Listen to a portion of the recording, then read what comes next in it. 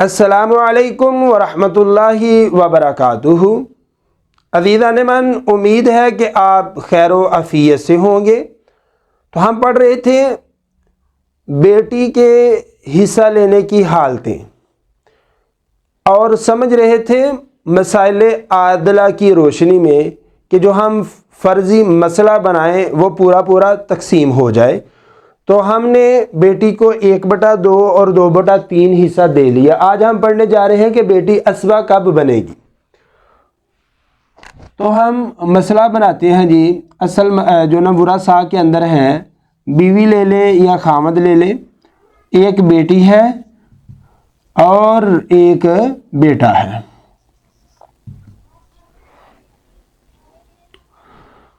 بیوی کو ملا 1/8 اور بیٹی اور بیٹا دونوں بن گئے اسبہ۔ کیوں؟ جب بیٹی بیٹے کے ساتھ مل کر آئے تو وہ بطور صاحب فرض ہے، 8 سے ہے۔ اصل مسئلہ 8 سے بن گیا۔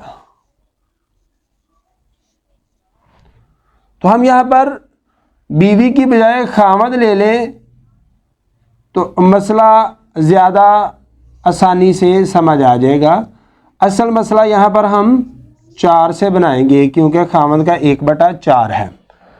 اب اصل مسئلہ 4 میں سے 1 خامد کو دے دیا، باقی بچے 3، وہ 3 بیٹی اور بیٹے کو مل جائے گا۔ بیٹے کو للذکر مثل حظ الانثیین کے تحت 2 اور بیٹی کو بیٹے کے آدھا ملے گا۔ 2، 1 3 اور 1 4۔ لہذا جو ہم نے اصل مسئلہ 4 سے بنایا تھا وہ 4 پورے کا پورا تقسیم ہو گیا ہے۔